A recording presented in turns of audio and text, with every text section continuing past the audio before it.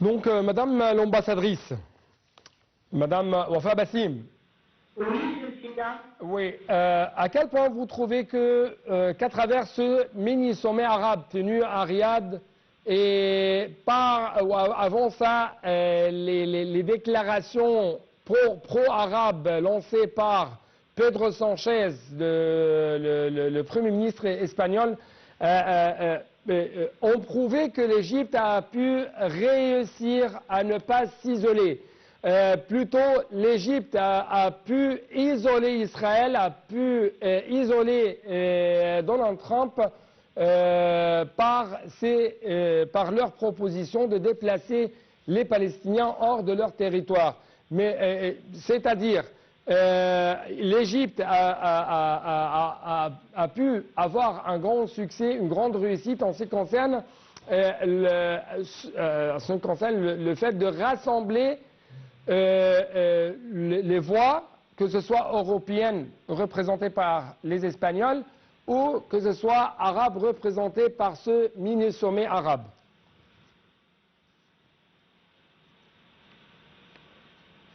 Madame l'ambassadrice.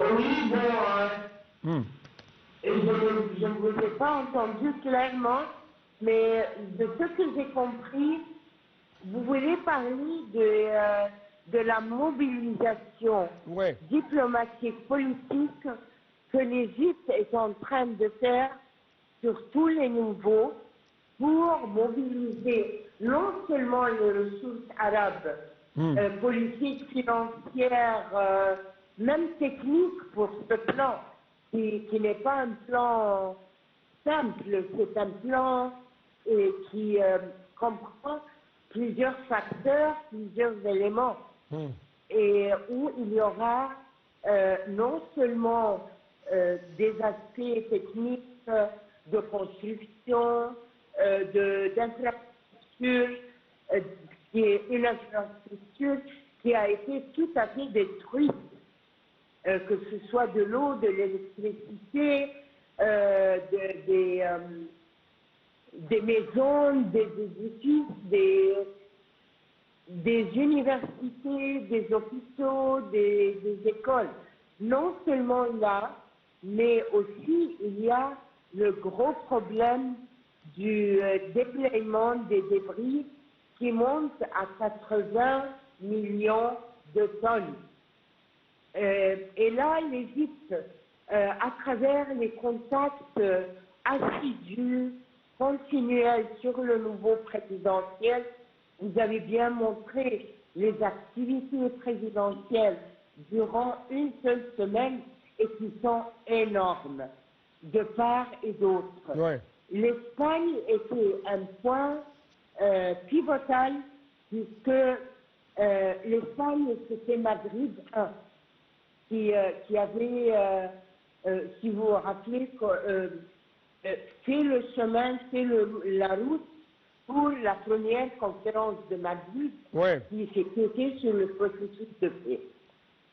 L'Espagne est un pays proche, c'est un des 4 ou 5 pays qui récemment ont reconnu l'État palestinien, et de là, il y a un langage commun, une compréhension de part et d'autre. Oui, et un langage commun, Madame l'ambassadrice. La déclaration finale est issue de la conférence de presse des deux présidents, du président et le Premier ministre espagnol, cette volonté de reconstruire Gaza et de continuer ce chemin. Et de confirmer la solution en 2 États, palestinien-israélien. Et les 2 parties, et quand même la partie arabe, et avant ça quand même le président kenyan qui était ici en Égypte, bien sûr, que ce soit les parties arabes, les parties européennes, la partie africaine, tous pour la solution en 2 États. Ah oui, certainement. Oui. Certainement, et de plus en plus. C'est sauf les États-Unis d'Amérique qui ont cessé de parler des 2 États. Mais ça, c'est une autre chose, un autre sujet qu'on n'aborde pas maintenant. Ce qu'on aborde est quoi Et je crois qu'il y a un point là à souligner, que le président américain, Oui. disons qu'il change de point aussi. Il dit que son idée de la reconstruction de Gaza, c'était une idée à prendre ou à... Oui, pas, mais ça nous... Un peu de fond. Oui, madame l'ambassadrice. La rencontre arabe à Madame, Riyad, oui. et que je trouve que c'était très bien de ne pas la faire officielle, mais fraternelle et informelle, puisqu'elle donne plus de liberté d'expression, plus de franchise, plus d'échange d'idées. Oui, mais madame l'ambassadrice, ici, madame Wafa Bassim, oui. Non seulement sur le plan arabe, mais sur la communauté internationale. Oui, madame Wafa Bassim, j'aimerais vous poser une question très importante concernant la position actuelle de Donald Trump. Trump, tout d'abord, comme quand il a lancé ce plan, il a employé le mot imposition. Après cette position égyptienne fixe et cette position arabe commune unifiée contre tout déplacement des Palestiniens, Donald Trump a, dans une conférence de presse récente, a utilisé le mot proposition concernant son plan de reconstruction de la bande de Gaza. Donc, au début, imposition, actuellement, proposition. Est-ce que nous pouvons dire qu'il y a une sorte de recul dans la position américaine vis-à-vis de la reconstruction de la bande de Gaza, ou plutôt c'était des buts essentiels à atteindre de la part de Donald Trump parce que c'est un homme de deal. Il a essayé de pousser les choses jusqu'à l'extrême pour que les Arabes réagissent en disant ils vont financer la reconstruction de la bande de Gaza, en disant ils vont prendre la responsabilité de la reconstruction de la bande de Gaza et quand même la responsabilité de l'endemain de la bande de Gaza en éliminant par exemple un peu politiquement le Hamas.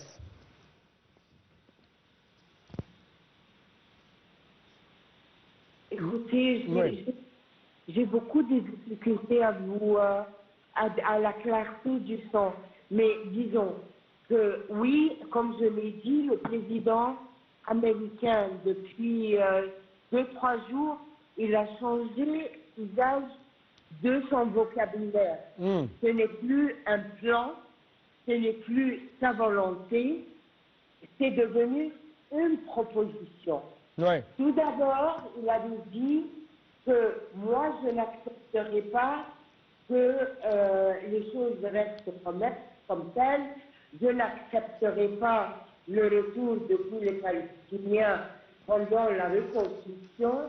C'est mon avis et c'est au gouvernement du Premier ministre israélien de voir ce qu'il veut faire. Maintenant, c'est devenu une proposition et qui peut être prise si les partis le veulent.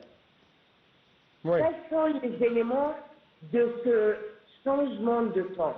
Tout d'abord, moi je crois que la position arabe unanime et aussi qui a été rejointe par l'Union européenne, par la Chine, par la Russie, par d'autres acteurs dans le monde, ont fait qu'ils commencent avec certainement l'intervention de ses collaborateurs à prendre conscience qu'il ne peut pas faire tout ce qu'il veut ou imposer tout ce qu'il veut.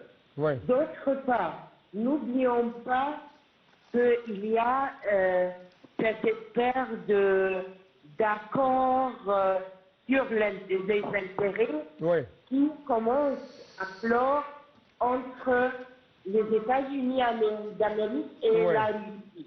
Oui, Madame Moaffa. N'oublions pas Oui. aussi qu'il commence cette forte montée arabe et ses intérêts dans le monde arabe le font quand même réfléchir qu'il y a une question Madame. de sa part sans plan. Madame l'ambassadrice. Je pense que c'est un négociateur, un Oui. marchand. Oui, un marchand, Donc, oui. il commence par un point très très fort Oui. pour essayer d'arriver Oui. quelque chose qui est, Donc qui serait bien il vise à arriver jusqu'au plafond pour, en fin de compte, arriver à ces buts essentiels. Je dois vous remercier infiniment pour toutes ces analyses et pardonnez-moi pour quelques problèmes techniques concernant le son. Merci encore une fois et c'est ainsi, chers téléspectateurs, nous devons clôturer cette édition. Mais justement, avant de vous dire merci et à la prochaine, je dois vous proposer ce reportage concernant les présidents des parlements des pays arabes qui se sont réunis hier, samedi 22 février, pour Caire, pour formuler une position commune en soutien au peuple palestinien et son droit de rester sur sa terre avant le sommet arabe qui aura lieu le 4 mars prochain. Merci, chers téléspectateurs. À la prochaine, je dois vous laisser avec ce reportage.